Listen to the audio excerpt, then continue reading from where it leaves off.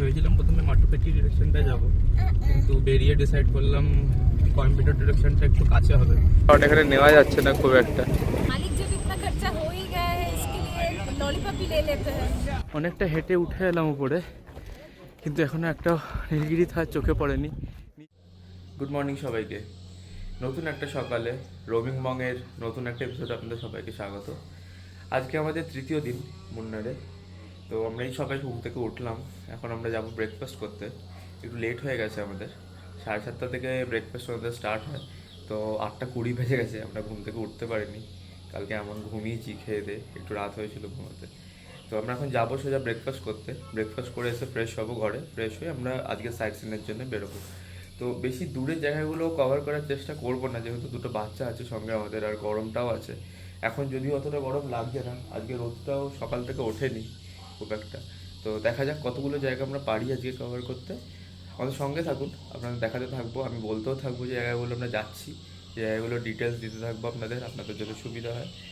সঙ্গে থাকুন আমাদের।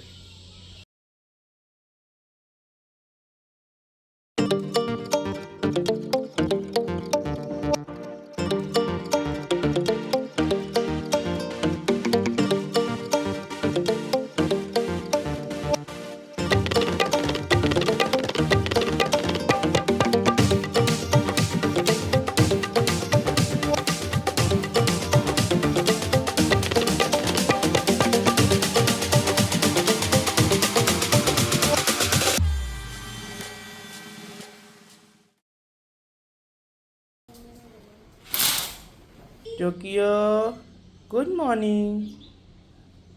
কেমন লাগছে সকালটা আজকে? ব্রেকফাস্ট করবে? ও আচ্ছা আচ্ছা আচ্ছা, তারপর দাদাও কাঁদছে, দাদারও খিদে পেয়ে গেছে।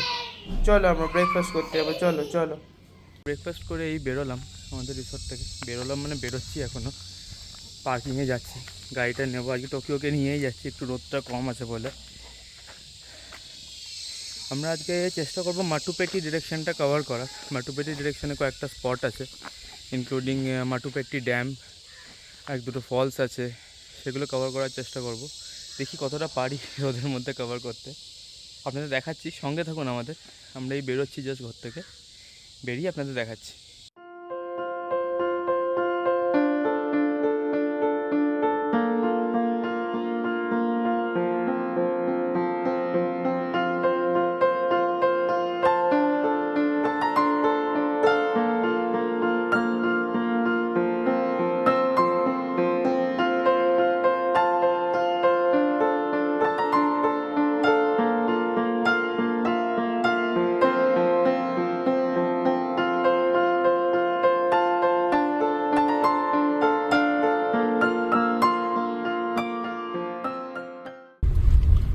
রাস্তার অবস্থা খুবই খারাপ। আমরা ভেবেছিলাম প্রথমে মাটুপেটি ডিরেকশনটা যাব, কিন্তু বেরিয়ে ডিসাইড করলাম কোয়েম্বাটোর ডিরেকশনটা একটু কাছে হবে জায়গাগুলো। সময়টা একটু কম লাগছে, 1.5 ঘন্টার মতো লাগছে দেখাচ্ছে।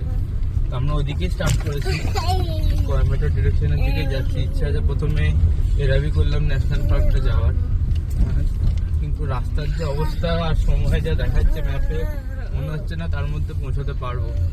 দেখা যাক, মানে পুরোটাই রাস্তায় কনস্ট্রাকশন চলছে, মনে হয় বর্ষা আসছে সামনে, সেই জন্য আগে থেকে রাস্তাগুলো সারাচ্ছে আর চওড়াও করছে। রাস্তাগুলো পুরো একদম নতুন করে করছে ম্যাক্সিমাম জায়গাতে। কিছু কিছু স্ট্রেচ একটু ঠিক আছে, এরকম এই স্ট্রেচটা ঠিক আছে, আবার কিছু দূর কি হয়তো দেখবো রাস্তা তৈরি হচ্ছে এরকম। আমরা এই মধ্যে এসে পৌঁছালাম ফটো পয়েন্টে। এটা এরাবিকুল্লাম ন্যাশনাল পার্ক যাওয়ার রাস্তাতেই পড়ে। ওয়েদারটা অনেক প্লেজেন্ট, এখানে ঠান্ডা হাওয়া দিচ্ছে, দেখাচ্ছে আপনাদের চারপাশটা। এখানে অ্যাকচুয়ালি খুব সিনিক জায়গাটা, সেই জন্য ফটো পয়েন্ট নাম। এখানে প্রচুর ফটোগ্রাফার আছে যারা সঙ্গে সঙ্গে ফটো তুলে আপনাকে প্রিন্ট করে দেবে, যেরকম আমাদের দীঘা পুরীতে থাকে সেরকম। আমি দেখাচ্ছি জায়গাটা, দেখলে বুঝতে পারবেন আপনারা।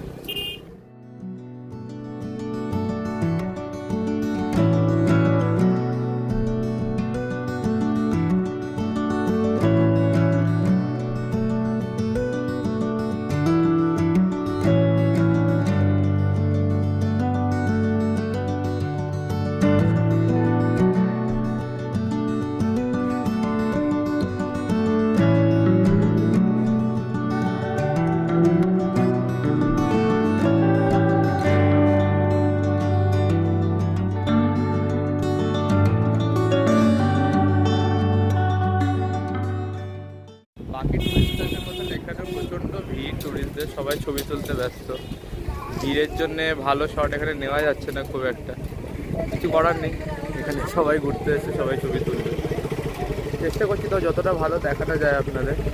রিদ্ধি খুব ভালো লেগেছে জায়গাটা, ও সরছে না জায়গার সামনে থেকে, ভিউ পয়েন্টের থেকে।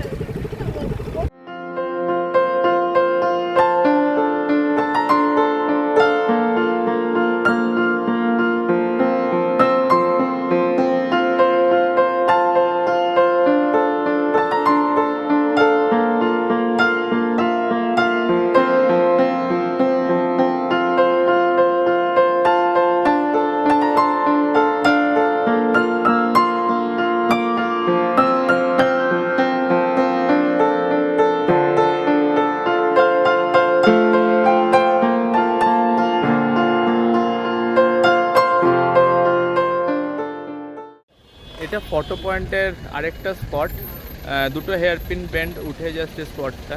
তো এখানেও প্রচুর লোক ছবি তুলতে দাঁড়িয়ে রয়েছে। এখানেও অ্যাজ ইউজুয়াল প্রচুর ফটোগ্রাফার যারা ছবি তুলে দিতে রাজি আপনার। তো আমরা তুলিনি, আমরা তো নিজের ক্যামেরাতেই তুলছি। তো এই জায়গাটা আমার নিচের জায়গার থেকে অনেক বেশি বেটার লাগলো। আপনারা দেখতে পাচ্ছেন আমার ব্যাকড্রপটা, এখানে ফটো অনেক ভালো আসছে আগের থেকে দেখলাম। একটু রোদটা কমে গেল, এখন এতক্ষণ রোদ ছিল, রোদটা এলে আরও বেশি ভালো লাগছে ছবিগুলো দেখতে। আমরা তো ভিডিও তো দেখাচ্ছি, ভিডিওটা দেখলেই আপনারা বুঝতে পারবেন।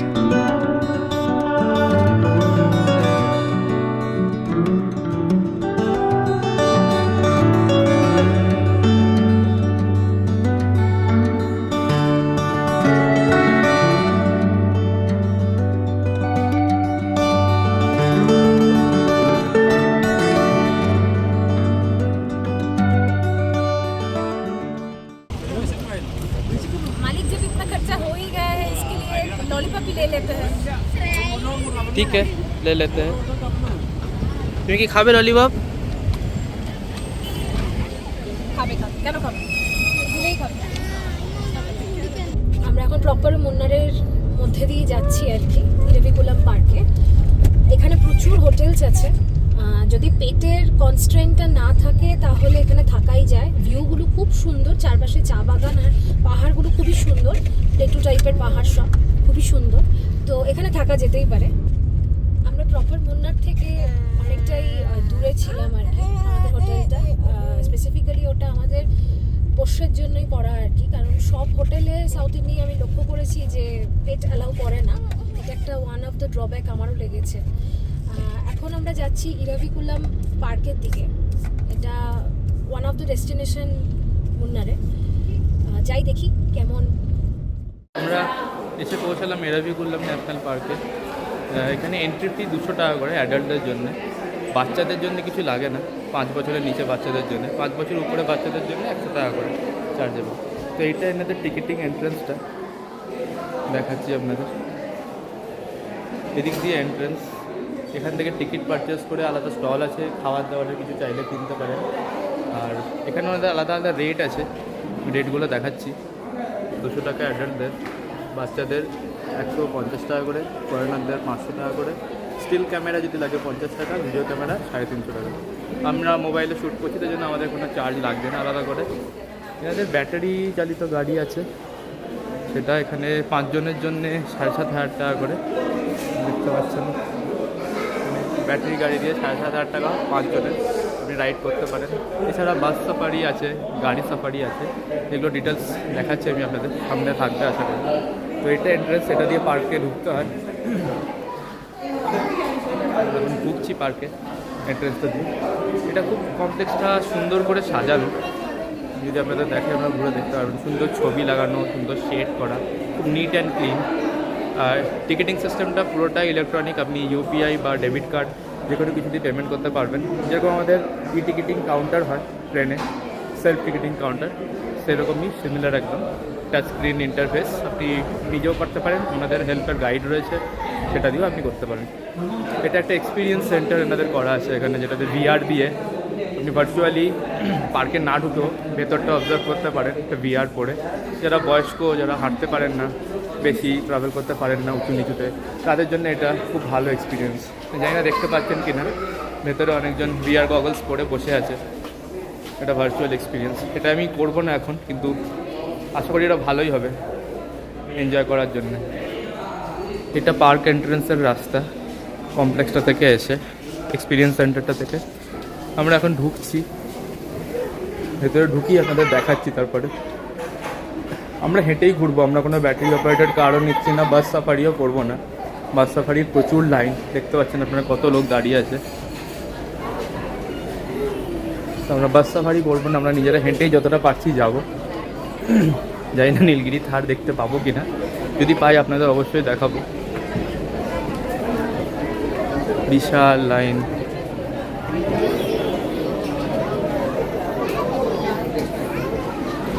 আমাদের ছোট সদস্য আসছে আস্তে আস্তে।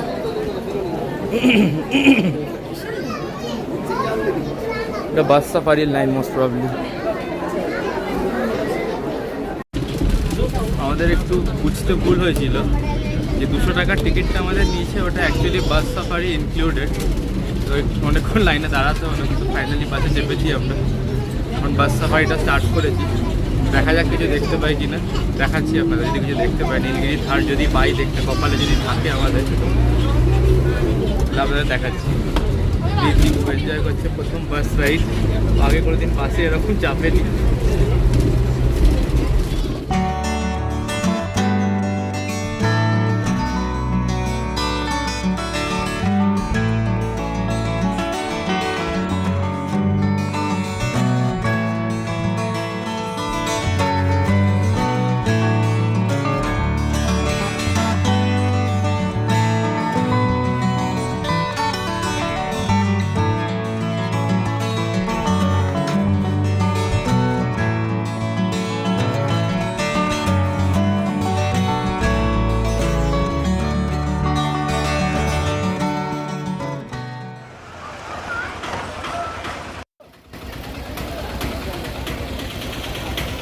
এখানে একটা সোভিনিয়ার শপ টাইপের রয়েছে, আর এখানে একটা মিউজিয়াম কাইন্ড অফ আছে ইরাভিকুলাম ন্যাশনাল পার্কের হিস্ট্রি নিয়ে।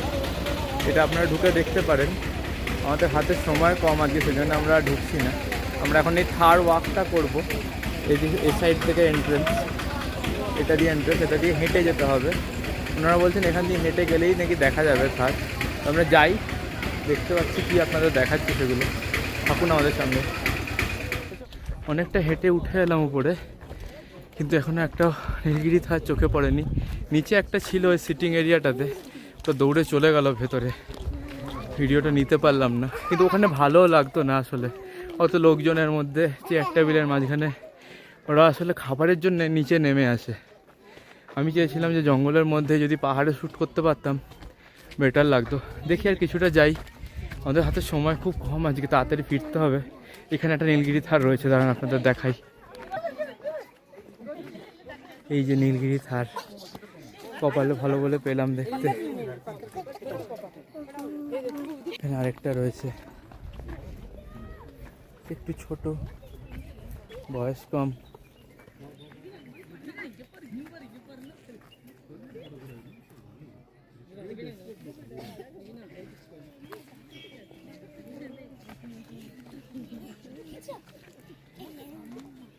এখানে আরেকটা আছে, নিজের মনে খাচ্ছে। এগুলো খুবই এন্ডেঞ্জার স্পিসিস, খুবই লুপ্ত প্রায় প্রজাতি। এরা এখানে শুধুমাত্র এখানে ছাড়া পাওয়া যায় না কোথাও, গোটা ওয়ার্ল্ডে কোথাও থাকে না। আর এরা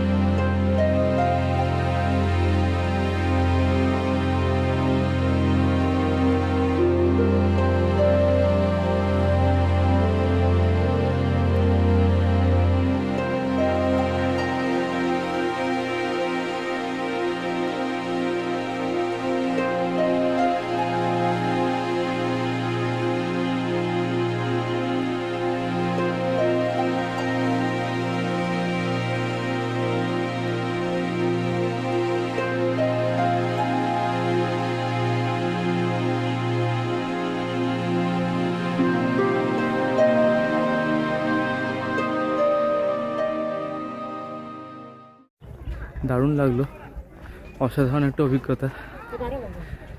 এই প্রাণীগুলো আস্তে আস্তে আমাদের পৃথিবী থেকে হারিয়ে যাচ্ছে, তো এইগুলোকে সংরক্ষিত করে রাখার দায়িত্ব আমাদেরই। কিন্তু তবু কিছু মানুষ নিজেদের পেটের জন্যে কিছু খারাপ কাজ করে থাকে, পোচিং করে থাকে। আমি শুনছিলাম এনাদের কাছে যে এগুলো মেনলি কমেছে সংখ্যা এদের কোচিংয়ের জন্যেই, আরও অনেক কারণে কমতে পারে, কিন্তু আসল কারণ কোচিং। তো সেই কারণে বহুত সংখ্যা কমে গেছে। এখন এক্স্যাক্ট ফিগারটা আমি জানি না, তবে মনে হয় পড়েছিলাম কোথাও একটা 3000-এর মতন নীলগিরি থার আমাদের ভারতবর্ষে বা তথা পৃথিবীতে আছে, আর তো কোথাও পাওয়া যায় না। তো দেখা যাক কতদিন আমরা এগুলোকে সংরক্ষিত করে রাখতে পারি। আপনারা যদি আসেন এই জায়গায় খুবই ভালো লাগবে। এখানে একটা নীলগিরি থার আছে, ঘাস খাচ্ছে একা একা। খুব একটা কষ্ট করতে হবে না আপনাদের খোঁজার জন্যে, ওরা এদিক ওদিক ছড়িয়ে রয়েছে চারিদিকে, কিন্তু প্রচুর পরিমাণেই দেখতে পাবেন আপনি। খুব একটা কষ্ট করতে হবে না। আমরা একটু উঠে আসতেই দেখতে পেলাম এই যে একজন খাচ্ছে। এবার আমাদের নিচে নামতে হবে আস্তে আস্তে, অনেকটা দেরি হয়ে গেছে।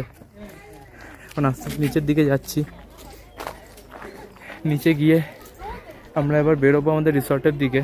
ছিলাম লাক্কাম ওয়াটারফলসটা কভার করব, কিন্তু এখন অনেকটা দেরি হয়ে গেছে, 2:30 বেজে গেছে, অলমোস্ট 2:20 বাজে।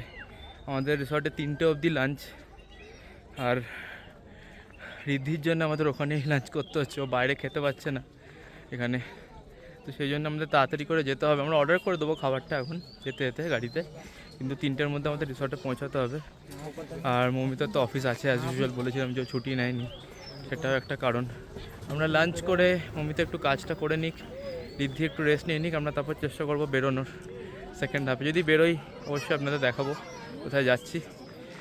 এখনকার মতো বাই, রিসর্টে গিয়ে কথা হচ্ছে। আমরাই ফিরে এলাম আমাদের রিসর্টে। আজকে তো আমরা গেছিলাম এরাভিকুলাম ন্যাশনাল পার্ক, যেটা নীলগিরি থারের জন্য ফেমাস। দুটো জিনিস আমার মনে হলো বলা খুব দরকার, তার জন্য আমি বাড়িতে এসে অন হলাম আবার। আমাদের রাস্তায় একটু বৃষ্টিও নেমেছে, তার জন্য একটু দেরি হলো আসতে, অনেকটাই দেরি হলো রাতে। সো আমরা ঘর ঢুকেছি বাড়ি 5:15 থেকে 20, কিন্তু এখন বাজছে 6টা থেকে 6:30। আমাদের লাঞ্চ আজকে কিছু হয়নি, ঋদ্ধিও কিছু খায়নি, টোকেও কিছু খায়নি, আমরাও কিছু খাইনি। রাস্তায় চিপস চা যেটুকু হয় ওগুলোই খেয়েছি। তো যে দুটো জিনিস বলার জন্য আমি ভিডিওটা করলাম এখন, যে আপনারা যদি প্ল্যান করেন এরাভিকুলাম ন্যাশনাল পার্কে আসার, আমি এর আগে অনেক ভিডিও দেখেছি, অনেকে কভার করেছে, কিন্তু এই দুটো জিনিস আমি কোথাও দেখিনি, কেউ হাইলাইটও করেনি। আমার মনে হলো বলা দরকার। যদি আপনারা আসেন, ফার্স্ট অফ অল হচ্ছে প্রচণ্ড টাইম সাপেক্ষ, ঠিক আছে? আপনার একটু হাতে সময় নিয়ে আসবেন। যদি মনে করেন যে এটা যাবেন, তাহলে একটা গোটা দিন, অ্যাটলিস্ট একটা হাফ পুরো এটার জন্য রাখবেন, যেটা আমরা জানতাম না। আমরা অন্যরকমভাবে প্ল্যান করেছিলাম, কিন্তু আমাদের জিনিসটা হলো অন্যরকমভাবে। যাই হোক, এখন হয়ে গেছে, ওটা নিয়ে ভেবে লাভ নেই। সময় সাপেক্ষ কেন বলছি, ওনাদের আমি আগে বলেছি 200 টাকা করে এন্ট্রি ফি, সেটা কিন্তু বাস সাফারির জন্য। আপনি হেঁটে ঘুরতে পারবেন না, আর সেটা সম্ভব না, কারণ কি যেখান থেকে এন্ট্রি পয়েন্টটা, সেখান থেকে অ্যাকচুয়ালি এরাভিকুলাম ন্যাশনাল পার্কে যেখানে নীলগিরি থার দেখা যায়, সেটা অনেকটা রাস্তা, কিছু না হলেও 4.5 থেকে 5 কিলোমিটার রাস্তা, আর পুরোটা আপহিল রোড, যেটা বাসেরও উঠতে কষ্ট হচ্ছে। তো হেঁটে ওটা বুঝতে পারছেন কষ্টকর ব্যাপার। কিন্তু আপনারা যদি বাসে করে যান, বাসের বিশাল লম্বা একটা লাইন পড়ে, কারণ কি আমি এখন যা দেখলাম, ওদের স্ট্যান্ড বাইতে কোনো বাস নেই। 5 থেকে 7টা বাস আছে, যেগুলো অল্টারনেটলি রোটেট করছে, যাচ্ছে আসছে যাচ্ছে আসছে, ঠিক আছে? এবার সেইটার জন্যে প্রচণ্ড বড় লাইন পড়ছে, কারণ টিকিট কাউন্টারে সেরকম কোনো রেস্ট্রিকশন নেই। টিকিটিং সিস্টেমটা খুবই ট্রান্সপারেন্ট, সবার জন্য খুবই ভালো। পুরো অনলাইন টিকিটিং সিস্টেম, আপনি নিজে পে করবেন, কিউআর কোড দিয়ে পে করতে পারেন, কার্ড দিয়ে পে করতে পারেন, যেরকম আমাদের টিকিটিং সিস্টেম হয় ট্রেনে, অনলাইন টিকিট, ই টিকিট, সেরকমই টাচ স্ক্রিন মনিটর আছে, আপনি নিজেও করতে পারেন, ওনাদেরও হেল্প করার লোক আছে, ওনারাও হেল্প করে দেয়। খুব ট্রান্সপারেন্ট, সব কিছু ভালো। কিন্তু টিকিটটা ওরা যেই পেসে কাটছে, সেই পেসে বাস কিন্তু আসছে না। বাস আমরা অনেকক্ষণ, মোটামুটি কতক্ষণ দাঁড়িয়েছিলাম আমরা বাসের জন্য লাইনে? মোটামুটি 20 থেকে 25 মিনিট আমরা দাঁড়িয়েছি। আজকে একটু মনে হলো বৃষ্টির জন্য বা গরমের জন্য, যাই হোক ওয়েদারের জন্য একটু ভিড়টা কম, কিন্তু এটা সিজনের সময় একদম প্রচণ্ড ভিড় থাকে, যেটা আমি বুঝতে পারলাম, মানে ওখানকার লোকজনের রাশ দেখে। কিন্তু বাস আসছে প্রায় 15-20 মিনিট পর পর একটা করে, আর একটা বাস খুব বড়ও না, পাহাড়ে অত বড় বাস উঠতে পারবেও না। স্কাইলাইনের বাস, যেগুলো মোটামুটি 30 to 35 সিটার হবে ম্যাক্সিমাম, 2 সিটার বাস, সিটগুলো খুবই ন্যারো, ঠিক আছে? কিন্তু প্রবলেম আমার যেটা মনে হলো, টাইমটা, অনেকটা টাইম ওয়েট করতে হচ্ছে।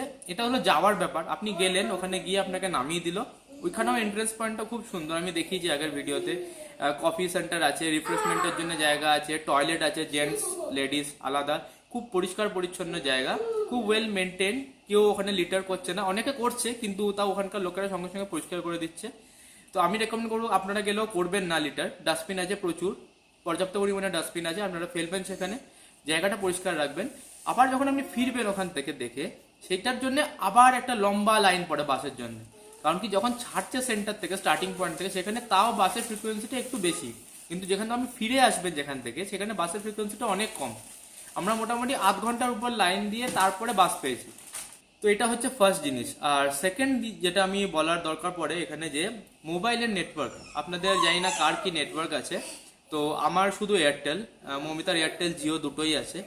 জিওর তাও কিছু জায়গায় নেটওয়ার্ক ওখানে ধরবে, জিও ছাড়া অন্য বিএসএনএল আছে কিনা আমি জানি না, বিএসএনএল মোস্ট প্রবাবলি আছে, বিএসএনএল সব জায়গাতেই থাকে, কিন্তু এয়ারটেলের কোনো নেটওয়ার্ক নেই।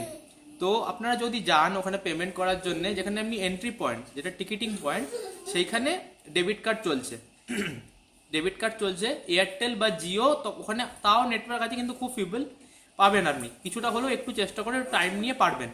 কিন্তু উপরে গিয়ে আপনি যদি কিছু খেতে চান বা কিছু করতে চান, ওখানে কিন্তু শুধুমাত্র ক্যাশ বা কার্ড, তাছাড়া কোনো অপশান নেই, কোনো মোবাইলের নেটওয়ার্ক নেই, না জিও না এয়ারটেল না কিছু। আপনি যদি ভাবেন ইউপিআই স্ক্যান করে করবেন, সেটা কিন্তু সম্ভব না। ক্যাফেটেরিয়াতে যেখানে আমরা খেতে গেছিলাম, বললাম যে খাওয়ারের অপশন কম, সেখানে একটা জিনিস বলে রাখা দরকার, ওখানে কিন্তু স্ক্যানার আছে, কিন্তু আপনি যেহেতু কোনো নেটওয়ার্কের জন্য পারবেন না স্ক্যান করতে, ওনাদের ওখানকার ওয়াইফাই আছে, ওরা ওখানকার ওয়াইফাই ইউজ করতে দিচ্ছে, আপনি ওয়াইফাইতে কানেক্ট করে নিয়ে পেমেন্টটা করতে পারেন, ঠিক আছে? তারপরে আবার ওয়াইফাই ডিসকানেক্ট করে দিতে হবে, ওরা পাসওয়ার্ড নিজেরাই পুট করে দিচ্ছে, আপনাকে বলছেও না পাসওয়ার্ড, ফোন চাইছে, পাসওয়ার্ড দিয়ে দিচ্ছে, আপনি পেমেন্টটা করে দিচ্ছেন, তারপর ডিসকানেক্ট করে দিচ্ছে। তো এই দুটো জিনিস আমার মনে হলো খুব ইম্পর্টেন্ট বলাটা, এখানে বলে রাখাটা খুব দরকার, কারণ কি আপনারা যদি যান বিপদে পড়তে পারেন, কারণ কেউ হয়তো ক্যাশ নিয়ে গেল না, আর কেউ হয়তো অতটা মানে ইউপিআই বা কার্ড ইউজ করতে সচল নন, ঠিক আছে? তো আমি সাজেস্ট করব যদি আপনারা যান, প্রপার ক্যাশ নিয়ে যান, খুব বেশি নিয়ে যাওয়ার দরকার নেই, কারণ কি কস্ট খুব বেশি নয়, উপরে যেটুকু কস্ট লাগে 1000 টাকার মতো দুজনের জন্য নিয়ে গেলে আমার মনে হয় মোর দেন এনাফ। কারণ কি আপনি তো গিয়ে ওখানে প্রচুর কিছু খাওয়া দাওয়া করবেন না, খাবেন কফি স্ন্যাক্স এইসব ধরনের জিনিস খাবেন, তো আমার মনে হয় 1000 টাকা দুজনের জন্য মোর দেন এনাফ। আর গাড়ি তো আপনি টিকিট কেটেই যাচ্ছেন নিচ থেকে, বাস সাফারি করেই যাচ্ছেন, তো এইটুকুই আমার মনে হলো বলে রাখাটা খুব দরকার, কারণ এই দুটো খুব ইম্পর্টেন্ট আমার মনে হচ্ছে। আমি প্রথমে ভাবলাম গিয়ে যে আমি তো ক্যাশ কিচ্ছু ক্যারি করি না, যেহেতু ব্যাঙ্গালোরে কোনো রকমভাবে ক্যাশ কোনো দরকারই পড়ে না, তো আমি ক্যাশ লাস্ট কবে তুলেছি আমি নিজেই ভুলে গেছি, মৌমিতার কাছেও ছিল না, আমার কাছে হয়তো 10 থেকে 20 টাকার মতন ছিল, তো রিদ্ধির জন্য চিপস কিনতে লাগলো, ওটা হয়ে গেছে, আর কোনো খরচা করার মতন টাকা আমার কাছে ছিল না। তো আমি টিকিট কাউন্টারে গিয়ে জিজ্ঞেস করলাম, তোরা বললো আপনার কাছে যদি কার্ড থাকে কার্ড আপনি ইউজ করতে পারেন, তো কার্ডও আপনার ট্যাপ হবে না, যেহেতু নেটওয়ার্ক নেই ট্যাপ আপনি করতে পারবেন না, আপনাকে ওই কার্ড পিন ইনসার্ট করে, মানে কার্ড ইনসার্ট করে পিন দিয়ে আপনাকে পেমেন্ট করতে হবে, আর ইউপিআই জাস্ট কোনো অপশন নেই ওখানে। খুব চেষ্টা করে আপনি জিওর একটু পেতে পারেন, তাও সেটা টিকিট কাউন্টার উপরে গিয়ে আপনি যেখানে অ্যাকচুয়ালি নীলগিরি থার দেখতে পাবেন, যেখানে ক্যাফেটেরিয়া আছে, খাওয়ার জায়গা আছে, সেখানে আপনি কিচ্ছু পারবেন না, কোনো নেটওয়ার্ক নেই ওখানে, আপনাকে ওখানে শুধুমাত্র ক্যাশ বা কার্ড ব্যবহার করতে হবে, ঠিক আছে? এটা আমার বলে রাখা দরকার ছিল, আমি বলে দিলাম। এখন একটু রেস্ট করি, আমরা ডিনার অর্ডার করব, খুব তাড়াতাড়ি অর্ডার করতে হবে আজকে, কারণ প্রচণ্ড খিদে পেয়েছে, আমরা কিচ্ছু খাইনি সারাদিন ধরে আজকে। কালকে আমাদের চলে যাওয়ার প্ল্যান আছে, এবার দেখা যাক, ওয়েদারের উপর ডিপেন্ড করছে কখন বেরোবো, কারণ কি এখন একটু মেঘলা হয়ে গেছে বাইরে, মনে হচ্ছে বৃষ্টিও নামবে, বৃষ্টি আমরা রাস্তাতেও পেয়েছি একটু, তো যদি বৃষ্টি নামে তাহলে হয়তো একটু দেরি হতে পারে বেরোতে, নাহলে আমরা সকাল সকাল বেরিয়ে যাব। আমাদের ডিনার হয়ে গেল, তো আমরা আজকের ব্লগটা এখানে শেষ করছি, আজকের এপিসোডটা এখানে শেষ করছি, আমাদের দেখতে থাকুন। কালকে আমরা নতুন একটা ভিডিও স্টার্ট করব, কালকের এপিসোডটা আপনাদের সকালবেলা থেকে স্টার্ট করবো। সো দেখা হচ্ছে কালকে, আজকের মতো গুড নাইট, আর like share and subscribe roaming বংকে দেখতে থাকুন, ফলো করে থাকুন, থ্যাংক ইউ, বাই।